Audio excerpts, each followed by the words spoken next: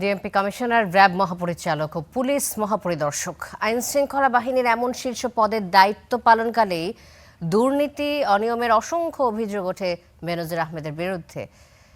ছিল গুরুতর মানবাধিকার লঙ্ঘনের অভিযোগও। দুর্নীতির বিরুদ্ধেও আমাদেরকে শূন্য সহিষ্ণুতার নীতি বলবৎ করতে হবে। বেনজির আহমেদ আইজিপি সহ এক দশক ধরে পুলিশের গুরুত্বপূর্ণ ৩টি পদে ছিলেন। নানা অভিযোগে ছিলেন আলোচনা সমালোচনার কেন্দ্রে। ২০১৩ সালের ৫ মে ঢাকার শাপলা চত্বরে হেফাজতে ইসলামের সমাবেশ ছত্রভঙ্গ করতে নেতৃত্ব দেন। তৎকালীন ডিএমপি কমিশনার ছিলেন বেনজির আহমেদ। অপারেশন সিকিউর শাপলা নামে ওই অভিযানে পুলিশের সঙ্গে সম্মিলিতভাবে অংশ নেয় র্যাব ও বিজিবি। এতে অন্তত ৩২ জন নিহত হওয়ার প্রমাণ পেয়েছে আন্তর্জাতিক অপরাধ ট্রাইব্যুনালের তদন্ত সংস্থা। শাপলা চত্বর হত্যা মামলায় বেনজির, শেখ হাসিনা সহ আসামি রয়েছেন আওয়ামী লীগের শীর্ষ নেতারা। র্যাবের গোপন বন্দিশালায় গুম ও বিচার বহির্ভূত হত্যা এবং জুলাই হত্যা মামলায় তার বিরুদ্ধে গ্রেফতারি পরোয়ানা দিয়েছিলেন আন্তর্জাতিক অপরাধ ট্রাইব্যুনাল। ২০১৩ সালের ডিসেম্বরে বিএনপির কর্মসূচিকে কেন্দ্র করে গুলশানে বিএনপি চেয়ারপারসন খালেদা জিয়ার বাড়ির সামনে বালু ট্রাক দিয়ে সড়ক বন্ধ করে দেয়া হয়। ওই ঘটনার জন্য বেনজিরের তীব্র সমালোচনা করেন বিএনপি নেতারা।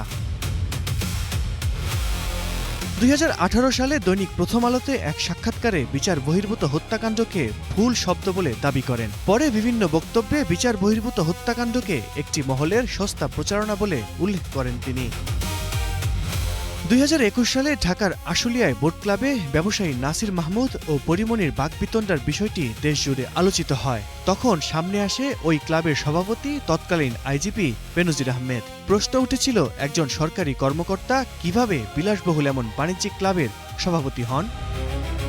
মানবাধিকার লঙ্ঘনের অভিযোগে র্যাবের যে ৭ কর্মকর্তার উপর নিষেধাজ্ঞা দিয়েছিল যুক্তরাষ্ট্র, তার মধ্যে ছিলেন বেনজির আহমেদ। অবৈধ সম্পদ অর্জন ও সম্পদের তথ্য গোপনের অভিযোগে বেনজির আহমেদ ও তার স্ত্রী কন্যাদের বিরুদ্ধে ২০২৪ সালে মোট ৬টি মামলা করে দুর্নীতি দমন কমিশন।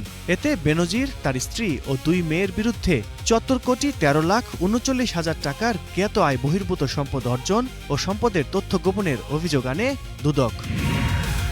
বেনজির ও তার পরিবারের নামে থাকা ঢাকার গুলশান, বাড্ডা ও আদাবরে ১২টি ফ্ল্যাট, ঢাকার উত্তরা, নারায়ণগঞ্জ, গোপালগঞ্জ, মাদারীপুর ও বান্দরবনে ২৩০ একর জমি ক্রয় করেন আদালত। এছাড়া ১৯টি কোম্পানির শেয়ার, ৩৩টি ব্যাংক হিসাব, ৩টি বিও হিসাব ও ৩০ লাখ টাকার সঞ্চয়পত্র ফ্রিজ করার আদেশ দেয়া হয়। আল কাসির, স্টার নিউজ, ঢাকা।